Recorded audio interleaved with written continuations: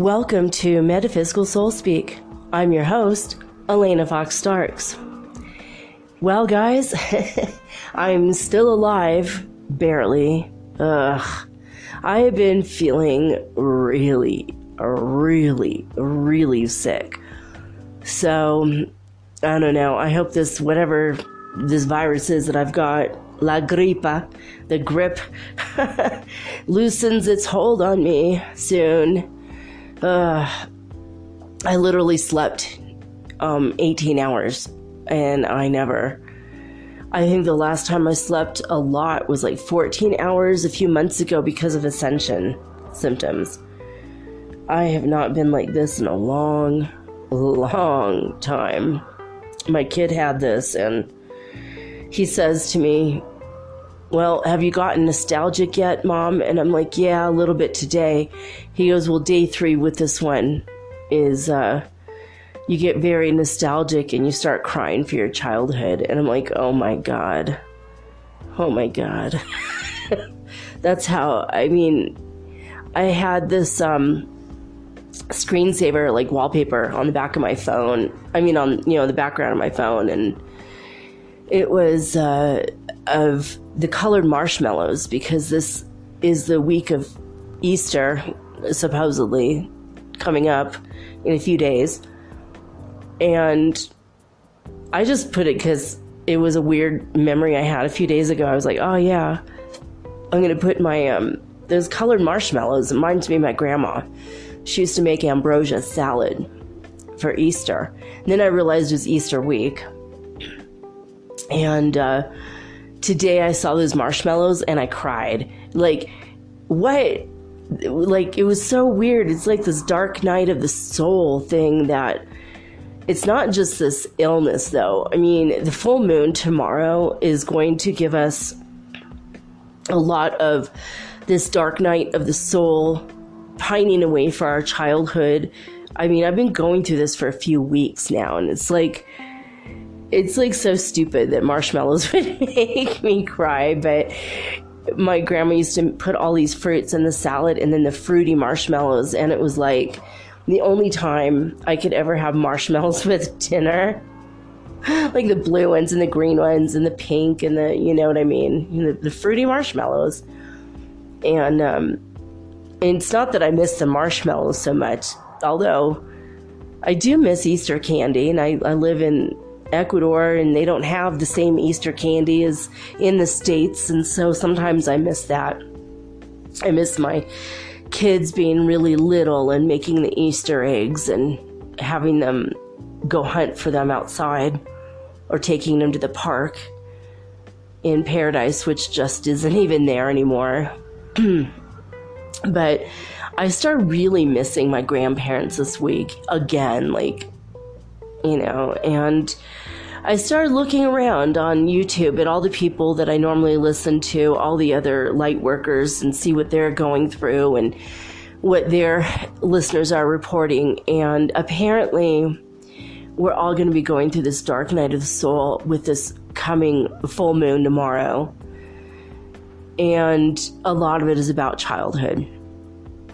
Like the itty bitty little teeny tiny, when you're so tiny and everything was pretty much out of your control, and all the stuff that it's like you try to hold your shit together, you know what I mean? Like when you're really little and there's like nothing you can do, like you are not in charge of your own life, and stuff happens around you and you just can't, there's nothing you can do about anything, It's like, if your parents want you to be with a certain person and that person hurts you, then there's nothing you can do. You have like absolutely zero power.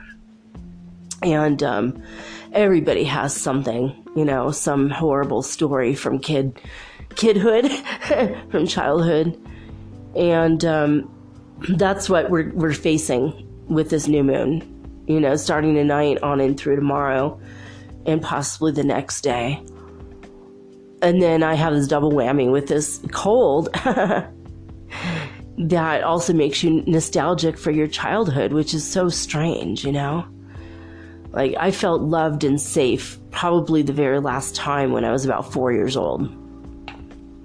And it's like, I've had moments where I felt safe, and loved, but I had a false sense of security with my last, like, long-term marriage, 13 years, and after, like, 10 years, I just felt, finally, I was solid, and everything is tangible, and the love is real, and everything is great. And then, like, a year later, everything fell apart, and it's like, dude, are you serious right now? And I don't know that anyone ever feels 100% safe in this world. And there's, like, all this, there's poetry and movies and songs and philosophy that talk about this very thing, It's like all we ever wanted, not just me, but all of you too. All you've ever wanted is just to feel safe, warm, happy, and loved. And it's almost impossible to feel 100% okay in this world. So, I don't know. I mean, if you've been feeling this little false sense of security again, tomorrow the full moon is coming to remind you that you need to let go of some stuff from childhood. Like, maybe your grandparents aren't with you anymore. You'll see them again when you pass from this realm, but there's just a lot of stuff. I mean, and I've been wondering, like, what is my dark night of the soul? Because, oh my God, I'm so sick. I mean, I slept 18 hours. I didn't think I was going to make it to make this episode tonight. And this is Throwback Thursday. It's like an interview I did 6 years ago with Douglas Quinones. He's an archaeologist who grew up in a little Mayan village. He's Mayan from Guatemala. And the scientists, the archaeologists and anthropologists for frickin' decades have been saying that nobody knows how to read the old Mayan language. But this guy grew up, like, not only speaking his native language, but also the original Mayan and also Spanish. And then when he became an adult, he learned English. So this guy speaks like 4 languages, and he wanted nothing more than to get his Ph.D. in archaeology because he was so fascinated by the Mayan people that were his ancestors directly. And so that's what tonight's episode is about, is Douglas Quinones. He has a Ph.D. He is technically a doctor of archaeology.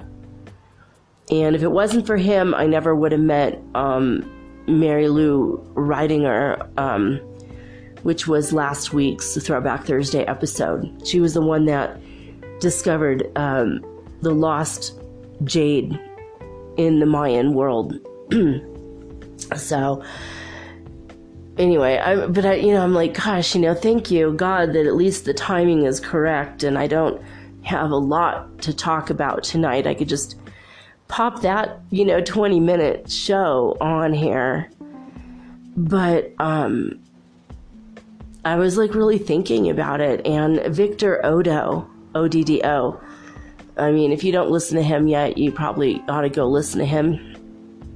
He and I are a lot alike, but he has a little bit more of a serious nature than me.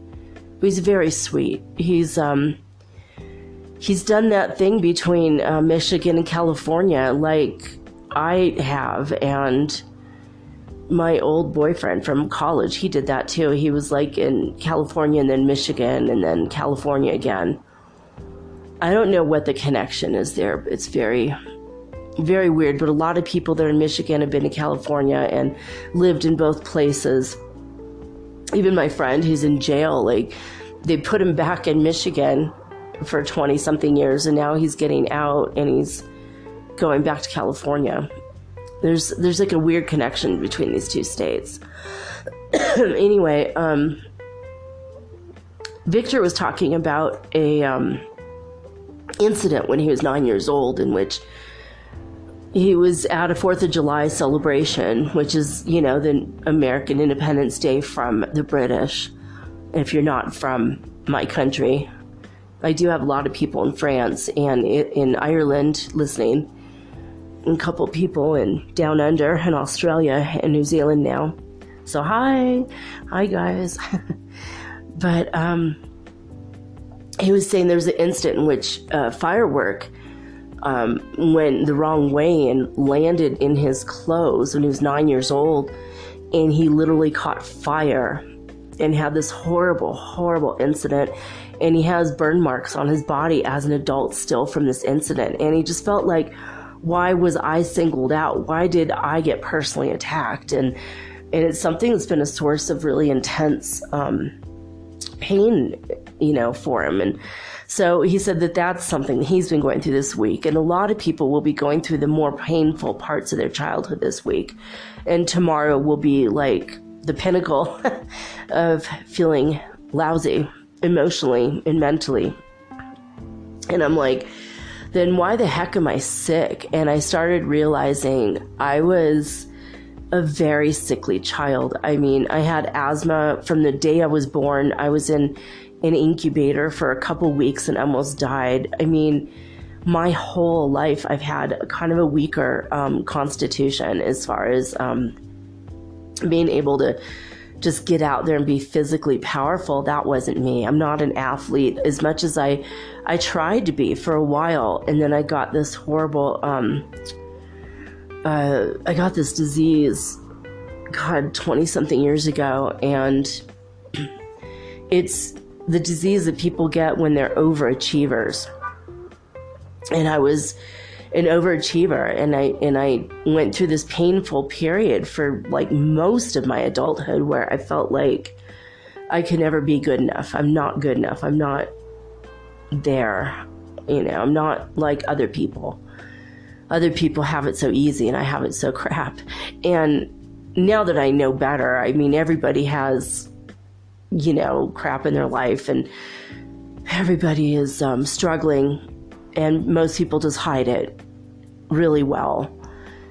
And so I just realized, though, that this week, I just got done being sick. I had pneumonia, but at least it was walking pneumonia. I was literally able to walk and go do stuff, and just feeling a little lousy, but I was okay. I took medicine. I was fine. And now I've got this virus. I can't just go get medicine for a virus. There's like nothing. It's like one of those wait and see things. And I started realizing this evening that because I was sickly as a kid, I was home alone a lot, and I didn't have very many friends because I was like missing 70, 80, 90 days in school every year.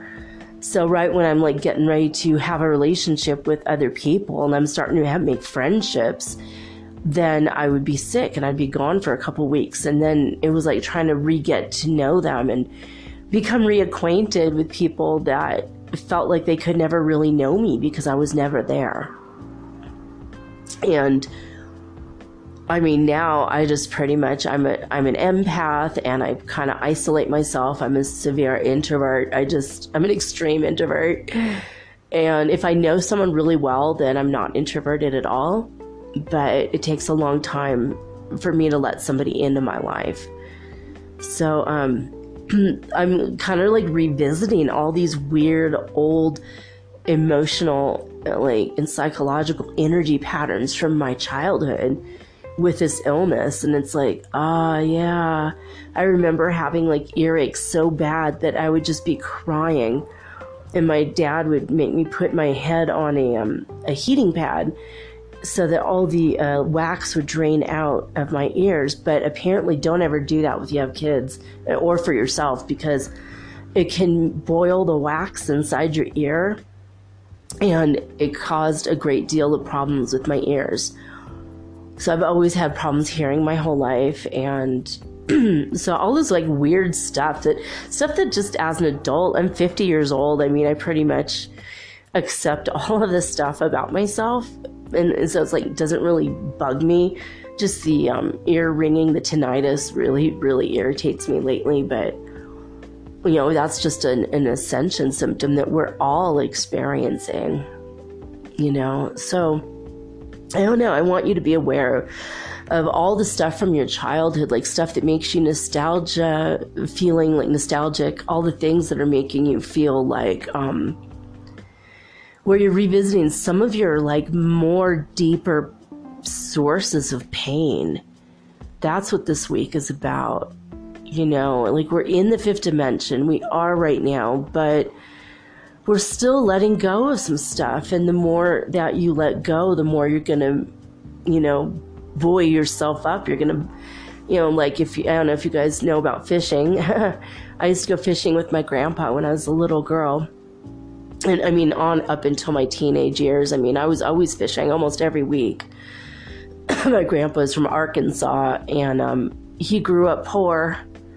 And they had like a dozen kids in his family, so they had to provide for themselves. So all the boys would go fishing, and so I just grew up as like that's normal. We just go fishing to ponds, lakes, rivers, whatever.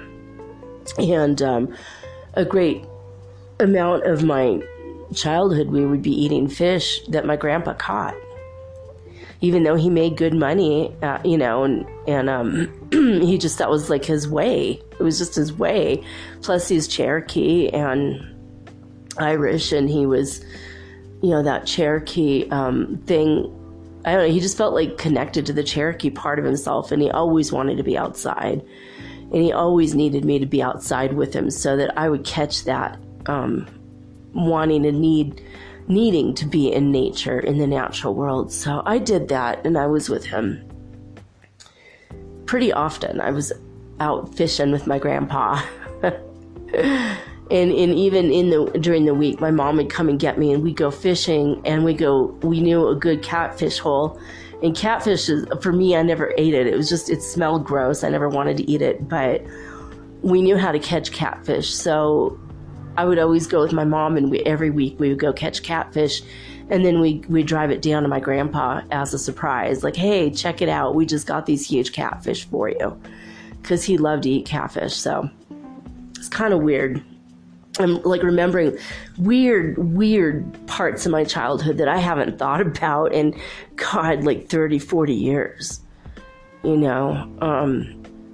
It's just this weird nostalgia feeling this week. And anyway, I just wanted to let you guys know that it's kind of, as a collective whole, all of humanity is going through these, this is kind of like the dark night of the soul, like remembering stuff, missing stuff, feeling nostalgic, knowing that it can never be that way again, letting it go, crying about it, letting go of the deeper, more painful parts of your childhood. That's the way this week is. I don't know. Kind of weird, right? I mean, just when you think, oh, I'm done. I don't have any more karma. I don't have any more stuff to deal with. And then, oh, well, except for that one thing. And then, okay, except for those 4 or 5 things. And it's kind of crazy. I don't know. I was like really weirdly nostalgic for candy. From Valentine's Day, this past Valentine's Day, like, they don't make those little conversation hearts anymore. I was like so sad about that. I'm like, oh my God, every year since I was practically a baby, we always had those in our house, and that was always a fun thing. And I used to do with my kids, and we try to make sentences with them, and it was just one of those fun things, and they don't even make them anymore. I don't know if the company went out of business or if they decided to skip it for 1 year, but a lot of weird stuff has come up like that. Like, it's like incidental stuff that you're growing up and you don't think much of it. And then as an adult, that's the thing that you really, like Necco wafers or wax lips. I don't know if you guys remember these weird candies, like from, I mean, Easter's a candy time. I don't know. I think our country's addicted to sugar because all of my holidays have like memories of candy, of specialty candy for that holiday or whatever. Anyway, I wanted to read to you guys today about the Schumann Resonance. But first, let me ask my higher guidance. Okay, I'm doing my muscle test. Am I connected? Yes, I am. Okay, God, where are we at as far as the symptoms of ascension today? Are we above 96? Are we above 97? Okay, we're still at 97 from yesterday on the scale of ascension symptoms. So it's been a little bit less for 2 days. 99 is the most ascension symptoms you can have. 100 is, well, we're already ascended, so. All right. At 7:30 UTC time, they write, today, after the maximum peak previously reported, others have continued, but it is not total white. But it is a very strong activity today.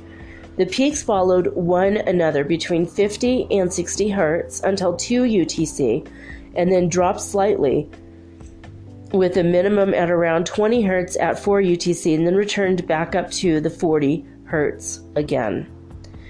As you recall, 40 hertz, of course, is the bottom rung of the fifth dimension. Now, at 1700 UTC, the night report, they said the TSU site seems to be frozen 3 hours ago. After the powerful peaks of this morning, the graph shows a decrease in amplitude, even if the activity has been continuous. We will make a new update when the charts will become available. So, I don't know. I think that it's possible that the Schumann Resonance was pretty high today, because I don't know how that affects. I've been having some electronic things have been affected in my house also. I was just watching Netflix. I was watching Friends on Netflix. I could barely keep my crap together, with this illness. I could barely pay attention. So I thought, well, Friends, I'll watch Friends. It's like kind of, I've seen every episode a million times. So not a million, maybe 3, but still. So I thought, okay, watch it. And then halfway through one of the episodes, it just says literally on my screen, the words brain freeze. And then everything just shut down. I have a feeling this has been going on all day. I don't know if we were bombarded by plasma waves from the sun. If we had a, what is that when they break off? When the part of the sun breaks off and comes bombarding us. Anyway, it might maybe just the magnetosphere was a little bit weaker today. I don't know. I think that there have been electronical issues today, even though I was asleep most of the day. Anyway, trying to think. The Lyris meteor showers are still going. I didn't know if there was anything. I'll look tomorrow and see if there was any more fireballs over any other major cities like has been happening this week. The other thing was, oh gosh. Oh yeah, there was a really massive energy shift yesterday. I don't know if you guys felt it or not, but I noticed that the sky has been lightening up in energy and in it's been vibrating at a higher rate, and all the colors are more pastel and lighter than they were before. I don't know if you've noticed it. I mean, I've noticed several new blues and greens in the sky that I never noticed before. And I mean, I am forever watching the sky. I've seen so many UFOs that it's kind of conditioned me to always look up.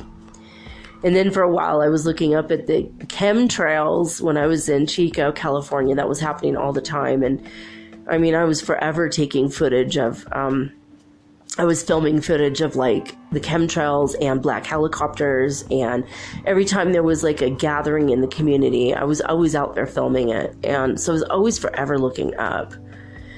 And I noticed that yesterday the energy shifted, and it was like, yeah, it feels so good. The energy of the fifth dimension. And now that I'm sick, I've been having weird fever dreams, and that's not helping anything. It really, those stupid dreams where you get angry, you wake up from this dream, you're like, I can't believe that happened, and then you wake up a few extra minutes, you're like, oh yeah, that didn't happen at all, it's just a dream. So, But then in the middle of my sleep, I had a really amazing dream. It was like related to the Kabbalah and the Holy Tarot and my days back in the Builders of the Addendum when I went to that mystery school. And there's a pillar of black and a pillar of white on the High Priestess card. And is Joaquin and Boaz are their names of the pillars. And the High Priestess sits in the middle because she's on a gray throne. So, of course, black plus white equals gray. Well, in my dream, and also the Emperor, he sits on a gray cube, the cube of space, or, made popular by Nicholas Flamel and Harry Potter and all that. But, so anyway, in my dream, I was brought before these doors, and one was black and one was white, and they both were labeled. And in between the two doors, there was a gray door. And I was asked to open one of these doors and choose my path, and to choose carefully. And that was going to set the tone of the rest of my life. I'm like, wow, I'm like super, super sick. You guys could hear it in my voice, and my voice is like cracking, and I feel like crap today. And I'm like giving this massive freaking spiritual choice in the middle of going through all this. And I saw these doors, and it was like, I don't know. I mean, I'm a rebel. I'm a Heyoka. I'm not going to do anything the way anyone expects me to. So I'm looking at the white door, and I'm looking at the black door, and they both have labels on it, and they have words, so I will know exactly where I'm going. And then in the middle was this gray door, so I opened the gray door, and I said to God, look, I don't know if this is a freaking janitor's closet, if I'm just going to find brooms and mops in here, or what, but I think I better choose the middle path. Gray is a color of wisdom. And to me, it seems like choosing the middle path is always going to be the best way. Even though I'm of the light and I prefer going towards the white, door more than the black door, if that was going to be good and evil. I didn't think it meant that when I saw these doors.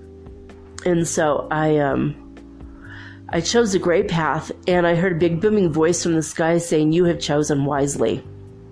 I'm like, cool. And then there's like a staircase. It was like a crystalline staircase going upward. And there was pastel rainbows everywhere. And I woke up immediately going, wow, I'm in the 5th dimension. That's so cool.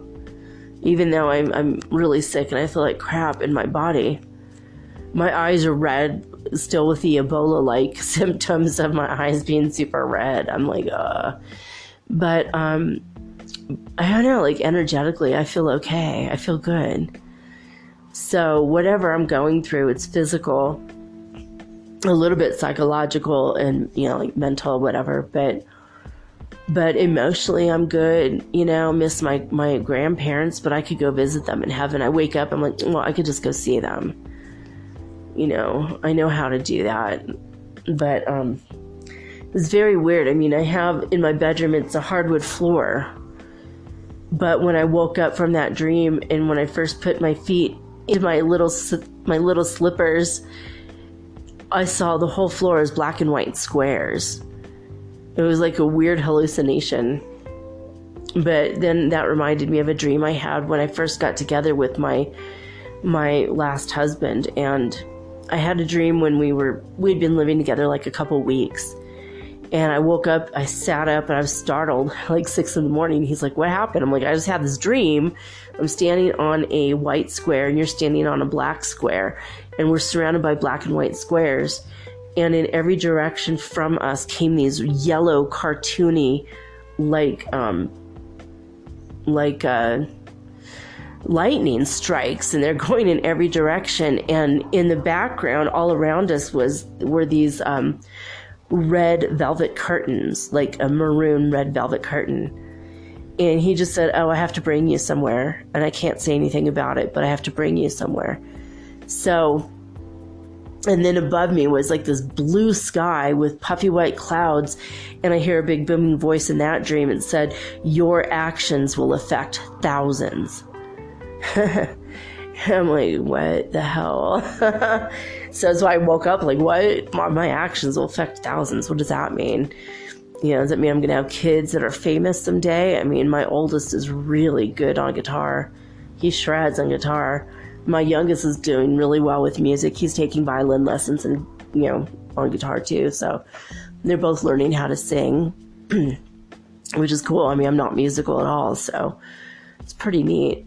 You know, my kids are following in their dad's footsteps, but I don't know. I know that somehow that dream with all the lightning strikes, and it was like the lightning strikes directly from the Tower card, and now all that memory is coming up from that dream. And then I have this dream today where I'm like seeing black and white squares. I don't know, guys. I just feel like we're, I don't know. Have you guys been having really weird dreams? I think this is the week for it. But maybe my actions, maybe doing this podcast will affect thousands. I hope that I help a lot of people with this. And I hope that you guys can get through your stuff quickly and just realize, you know, you got to love yourself. You got to accept yourself. You got to love and accept others. You know, somebody in my life just broke up with their boyfriend and told me about it. And I'm like, you know, you don't need another person hugging on your neck like a freaking anchor, holding you down and asking you to swim for the both of you. And that's what this person's relationship has been like. Rocky, really rocky for like a year and a half, whatever. So I'm like, yeah, it just feels like we're all getting rid of a lot of stuff. And I think that the Cathedral Notre Dame being on fire, that affected the world in a really strange way, but I feel like it's getting rid of the energy of the French Revolution. I feel like it's getting rid of the energy of a lot of stuff from the medieval times. You know, that was like a big point, almost like a node on the planet, and it just released so much energy that we had to get rid of it. And it's funny that all these massive fires have to do with church. And I did mention, I think this yesterday, the day before, like in Paradise, California, that whole town burned to the ground, and the whole town was filled with so many churches. Like you couldn't throw a rock without hitting a church. And there was some people that were saying negative things because it was in California and they knew nothing about that community. They just said, oh, well, you know how people, and you know, it's just, it serves them right. All those gay people or all those, you know, flaky people or, you know, the nutty hippie people in California. And it was just like, what? So a lot of people were like being judgmental about Paradise burning down, thinking it was like a, almost like it was, you know, like a punishment against gay people, which was ironic because that whole town was all about like the Christian. And I mean, like, a lot of the churches I knew people from several churches are very sweet, very loving people, good Christian people. And then, but there's a lot more of the judgy, pointing their fingers. And so it was like hilarious to me that people from other parts of the country were pointing fingers at the people that had died or lost their homes in Paradise. Well, see, it's right because you're this way and that way, without even knowing. It was just like a random blanket judgment, blanket statement. And so it's funny that like the one city with the most churches per capita would burn down. It's not funny, but it's like ironic. And then, you know, it's not like the Louvre with all the artwork burned down. It was more like the church that represented the Catholic Church burned down.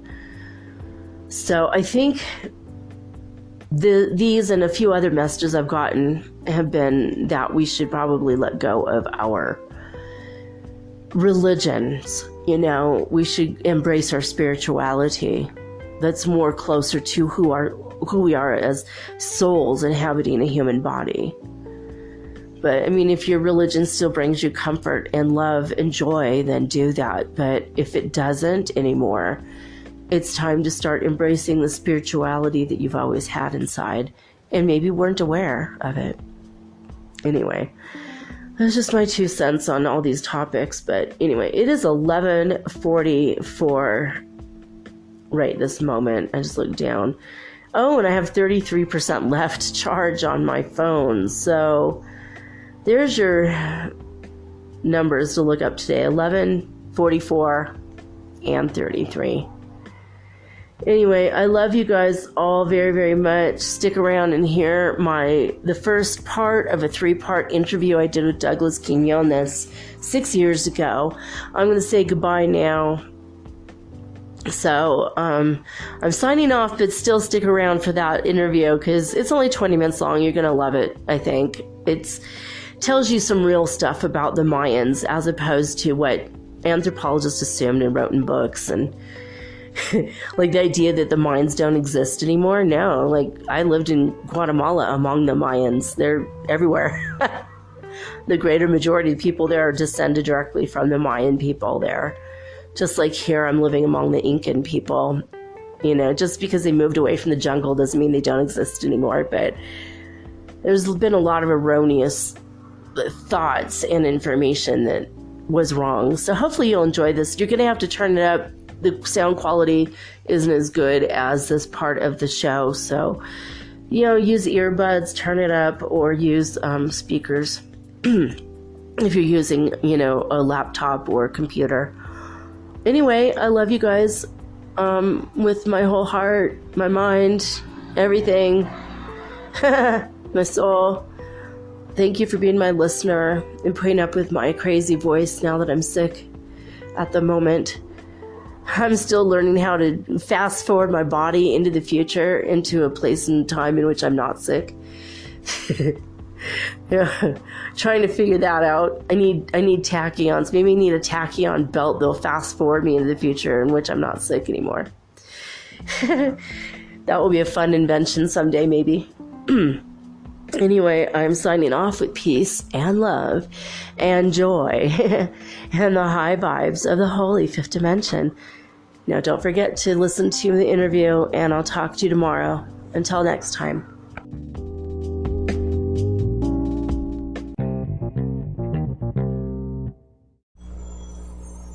Hey you, have you ever thought about having your own podcast like me? Was it even a New Year's resolution? For me, it sure was.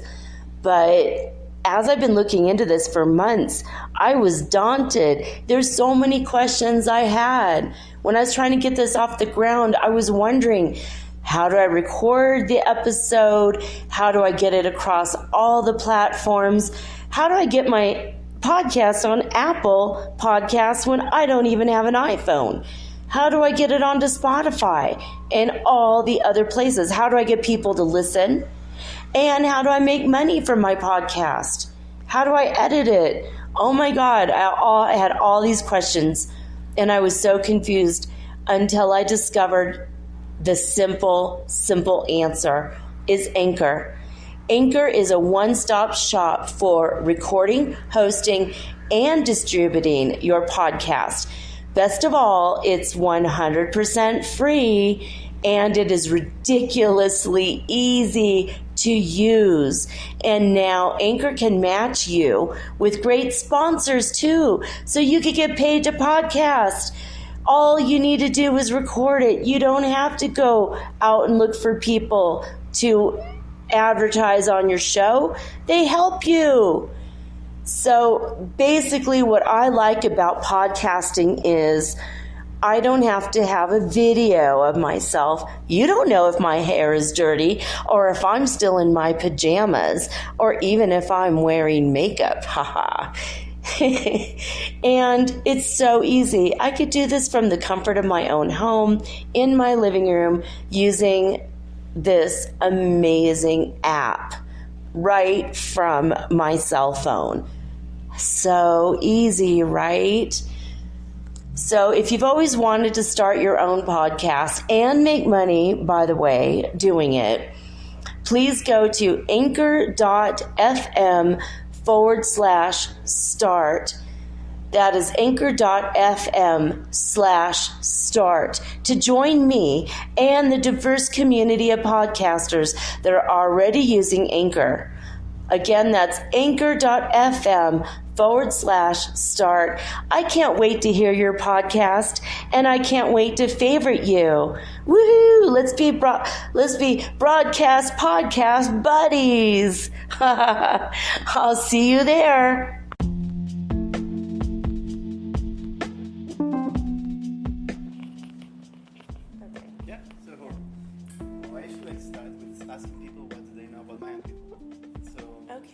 What do I know about Mayan people? Obviously, I know they lived a long time ago. They were natives, I'm thinking indigenous to the area. And Christopher Columbus, which is not really his real name, Cristobal Colon, did not really discover this land. He just kind of noticed it and invaded it because he didn't know that it was here and discovered it for the Europeans, I suppose.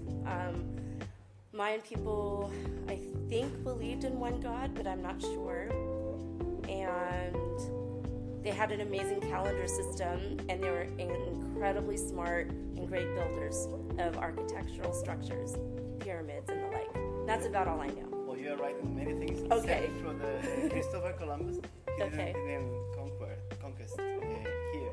He just discovered here, and it was all the Spanish conquistadors that came here after him to get all the land. Right? Okay. And well, Mayans are known because they are the ones, along with the Indian culture, that discovered the positional value of 0. So without this number, there will be no computers, for example. So the Mayans discovered the number 0. The positional value of 0, of the number 0, which is kind of the same thing. Because right. You can discover 0, but the thing is they noticed that if you want to write 10, you have to move the position of the number. Okay. If you use Roman numbers, it's different. Because right. Roman numbers, you have to create a certain symbol for the number as it goes higher. To hold, be a placeholder for the 0. Yeah, so that's the amazing thing that they did along with the Indian culture. So we would not have binary code without this. Without the Mayans discovering the placeholder of 0. Exactly, yeah, that's one of the most important things about the Mayan people. They also created a very complex writing system. Here you have the Mayan glyphs. There were 3 or 4 ancient cultures that created a very complex writing system, each separated. Yes. So in this case, you have the Mayan glyphs here. So this is the introductory glyph, which tells you where to start reading. Okay. Only on the stelas and on the stone monuments on here. Okay. Then you have the long count calendar, which is one of the 3 calendars they use. Here you have a Batun, Katun, Tun, Winal, and Kin. Okay. This is a calendar that was really relevant until the year 880. Okay. Why? Because this calendar tells you how many days have passed since the Mayan fourth mythical creation, which is the year 3114 BC, August 11 or August 13. That depends on the mathematical correlation you use to calculate this. So, the day of creation for the whole world or the creation of the Mayan people? Of the Mayan universe. The Mayan universe was in August 11th or 13th. 3114 BC. Wow, 3114 BC. Yeah. So over 5,000 years ago. Yeah, but it's only a mythological date because we don't know of any Mayan settlements that started around that date. The first evidence of human footsteps here in this region, they appear in the Yucatan Peninsula in the year 5000 BC. So that's the first evidence of human people being here. Right? You have the Clovis culture, which is in New Mexico. Yes, They appear sometime in the year 10,000 BC, and then everybody crossed the Bering Strait around the year 35,000 BC. So 35,000, 10,000, 5,000 BC. Okay. Then the Proto-Maya, which is the earliest cultural ancestor of the Mayan, he appears sometime around the year 2000 BC. Okay. Yeah? So this tells you how many days have passed since that mythical creation. It's like as we are counting days since the Big Bang. Right? Okay. Counting days. This is what it does. So here you have numbers 1, 2, 3, 4, and this is 5. Okay. So this is 9. What you do here is you multiply 9 by 144,000 days, 15 by 7,200 days, 10 by 360, 0 by 20, and 0 by 1. Okay. So this tells you how many millions of days have passed since that creation. Oh my God. So, but it was really relevant for the kings back then because they needed to prove how important they were and that they were the sons of the gods. Because in the Proclassic era and the Classic era, Okay. which is between the year that's roughly 2000 BC to 800 AD, Okay. they needed to show their power to the people. Okay. It's like most of the ancient kings did. So Alright. this tells you they are associated with the gods.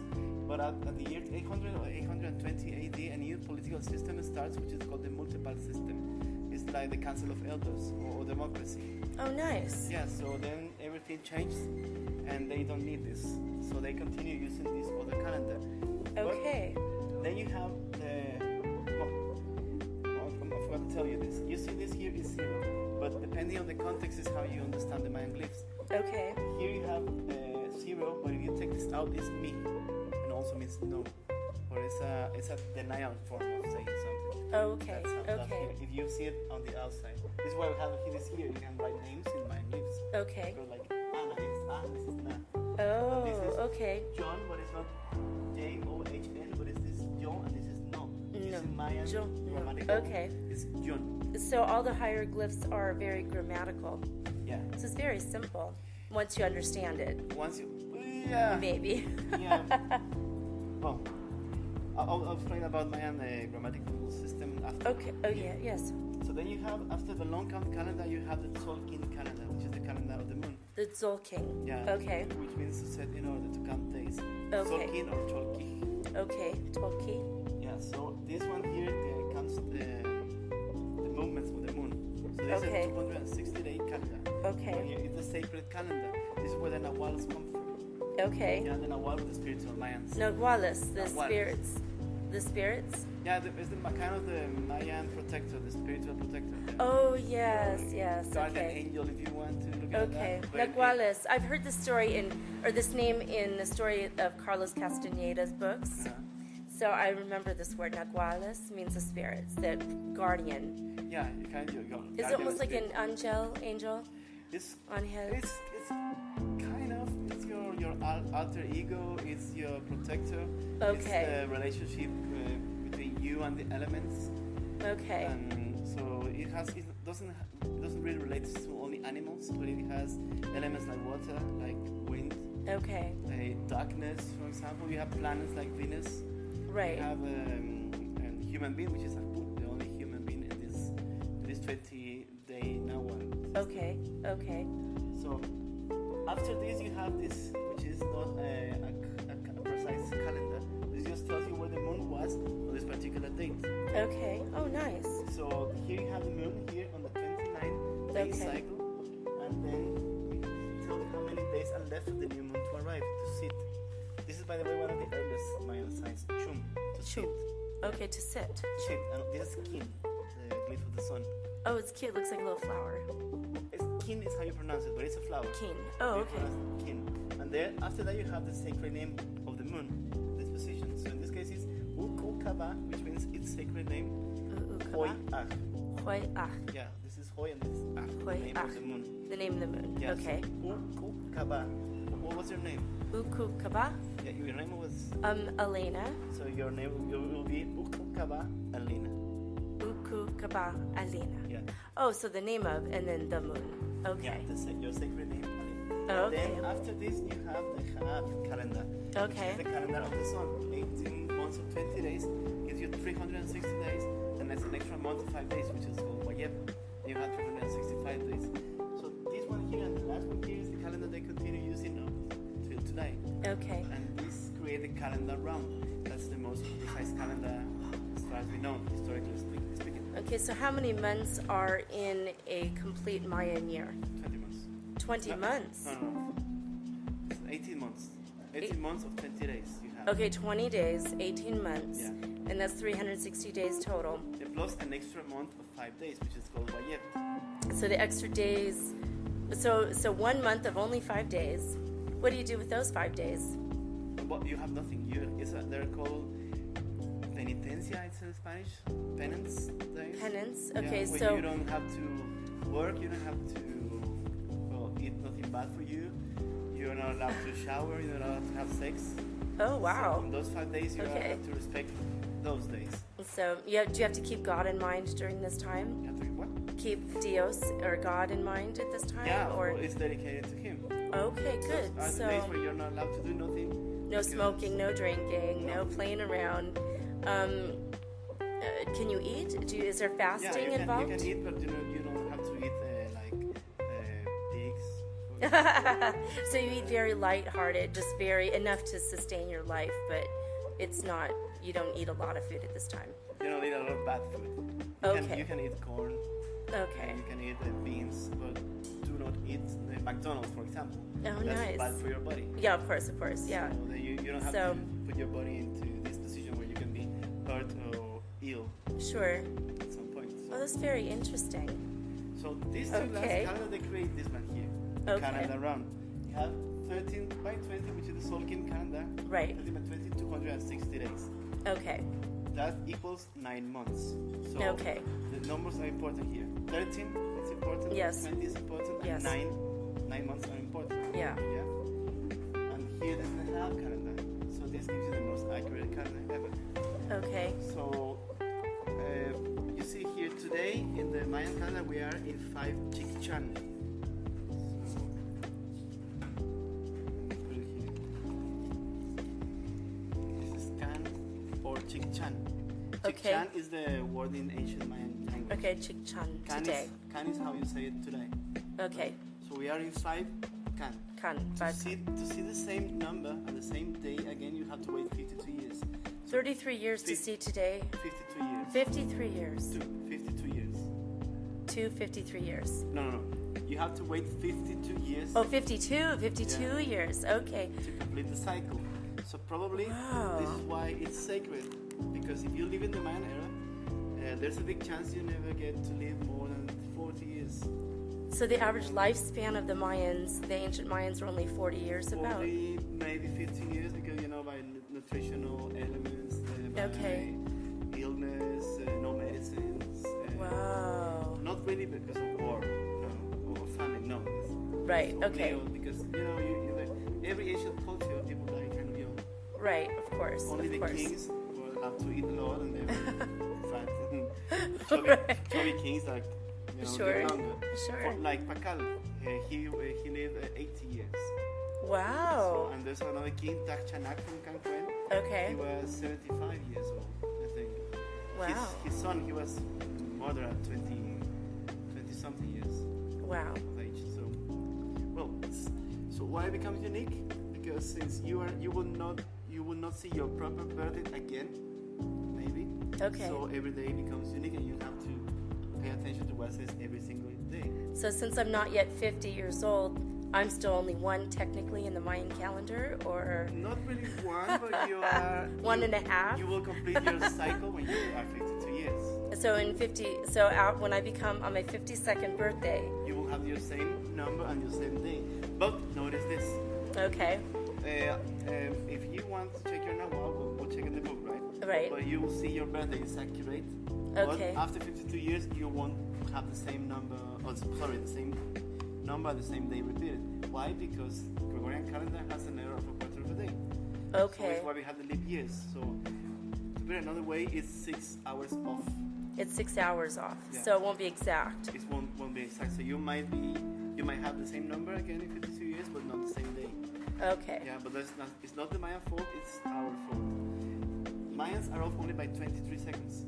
Wow, So 23 seconds. Between 23 to 33 seconds. So this is the most accurate calendar again. So no calendar replicates this how exactly it is. So over 5,000 years, their calendar is only off by 23 seconds. Per year. Per year. Yeah. Wow. And it has certain values, certain spiritual values, this calendar. 13 refers to the 13 levels of the sky, which are written in the Popol Vuh. The Popol Vuh is the oldest book written in America. Popol Vuh, yeah. It's the Mayan book of creation. Nice. So there you have 13 levels that were measured by the stalk of corn. Okay. And then, so this is important. 20 means the human being. Okay. Hun Winik is how they call the human being. Hun Winik means one of 20.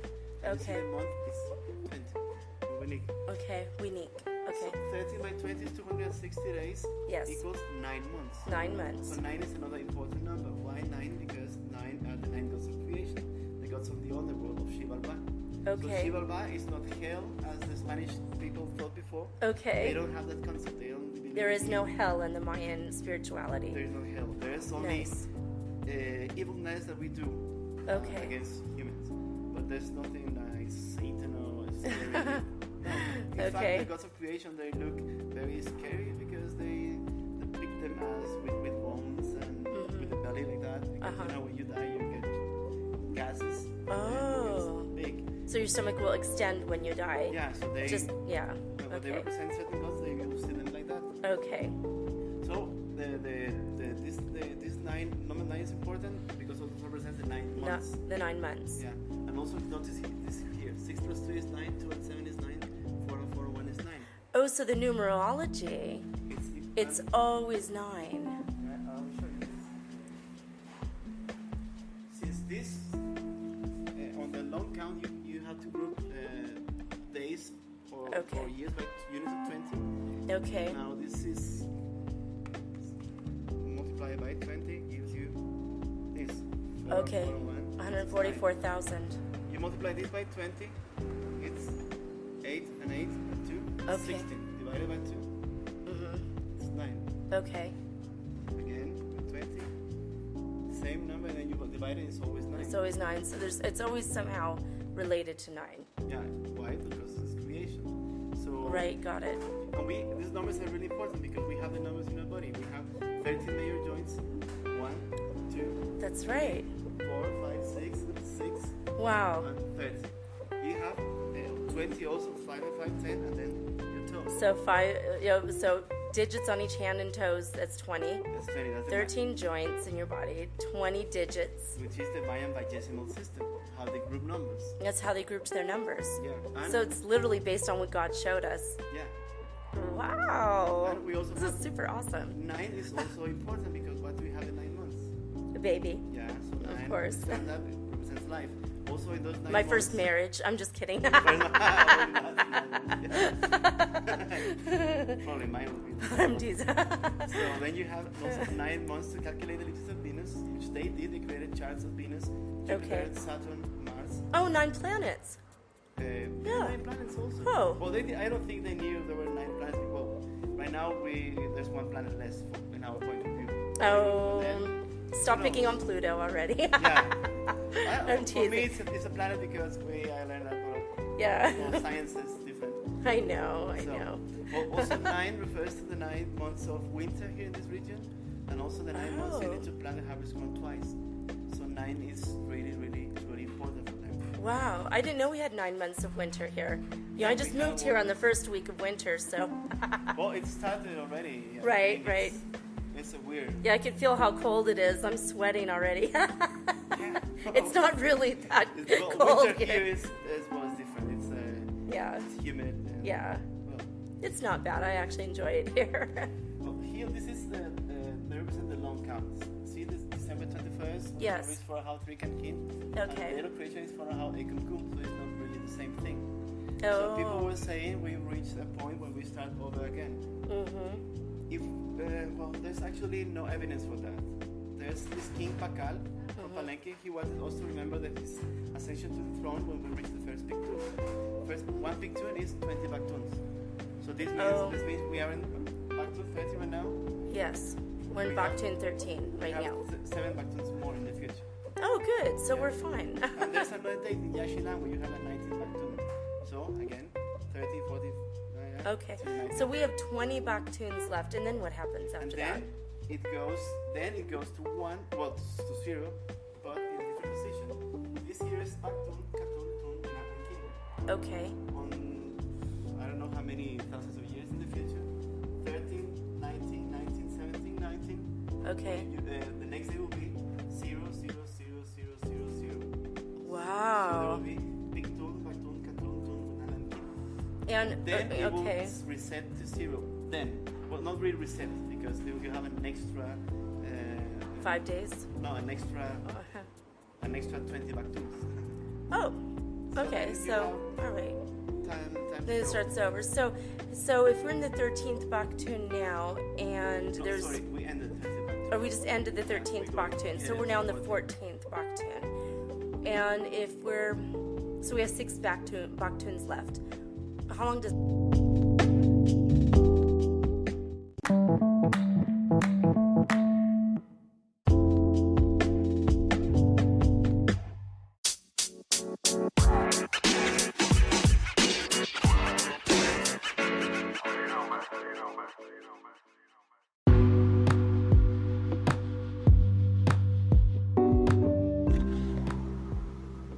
Metaphysical Soul Speak is run on sponsors and listener support. This means listeners like you. If you are so inclined to support my efforts and my little podcast, please visit me at anchor.fm/metaphysical and pledge an amount of your choosing today. Thank you.